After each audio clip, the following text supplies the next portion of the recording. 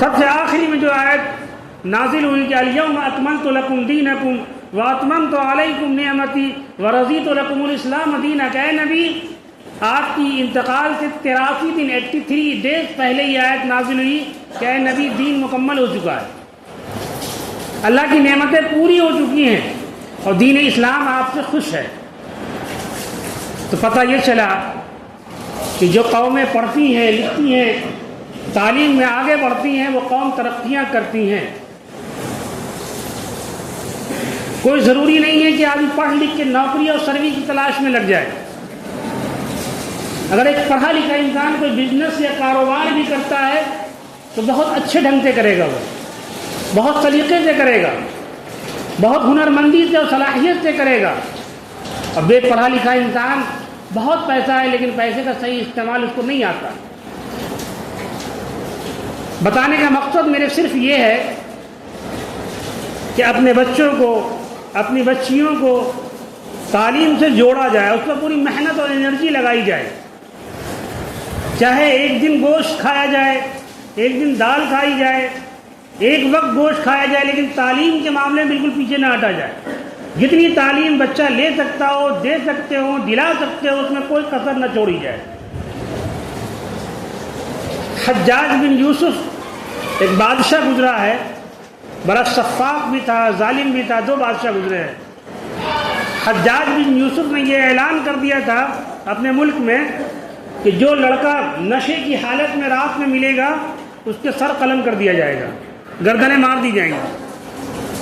کوئی بچہ نشے کی حالت میں نہ ملے، یہ فرمان جاری ہو گیا۔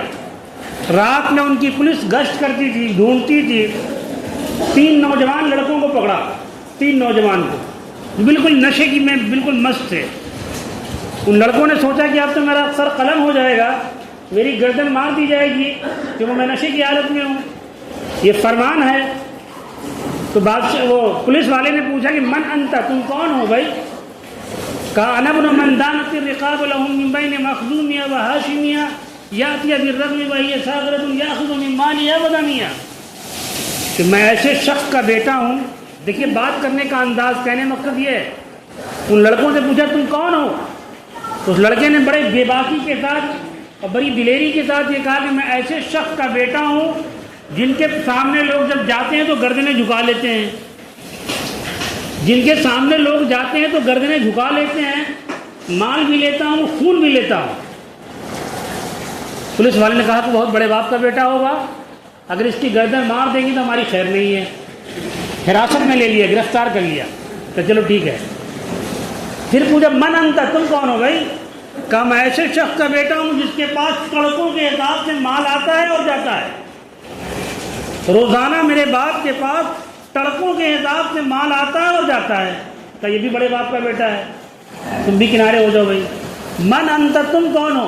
کہا میرے گھر پہ روزانہ جو ہے ڈیگوں کے حساب سے کھانے بنتے ہیں، آتے ہیں اور جاتے ہیں۔ کہ یہ بھی بڑے باپ کا بیٹا ہے، اس کو مارنا غلط ہو جائے گا میرے لیے۔ ان 3 لڑکوں کو اریسٹ کر کے، گرفتار کر کے صبح بادشاہ کے دربار میں پیش کیا گیا کہ بادشاہ سلامت 3 نوجوان ملے ہیں اور جو نشے کی حالت میں تھے اور بڑے باپ کے بیٹے ہیں، ہم نے مارنا مناسب نہیں سمجھا، سر قلم کرنا، کہ آپ کا فرمان آ جائے تب سر قلم کیا جائے۔ کہ بلاؤ ان کو، کون ہے وہ لوگ؟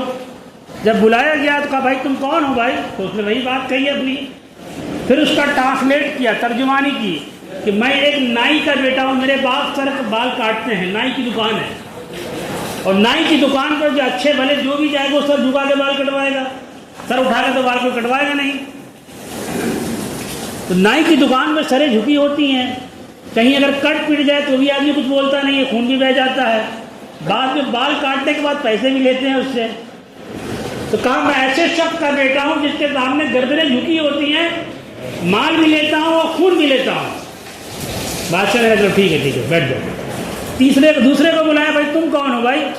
کہا میرے ابا جو ہے منڈی میں جو ہے آڑت کا کام کرتے ہیں، آلو پیاز وغیرہ بیچتے ہیں، میرے باپ نے مجھ کو پڑھایا لکھایا ہے، اگر میں اپنی بات کو اس انداز میں نہ کہتا تو میری گردنیں مار دی جاتی۔ میرے باپ آڑت کا کام منڈی میں کرتے ہیں۔ اچھا تم بھی کنارے آ جاؤ۔ تیسرے نے پوچھا بھائی من انت، تم کون ہو بھائی؟ کہا میرے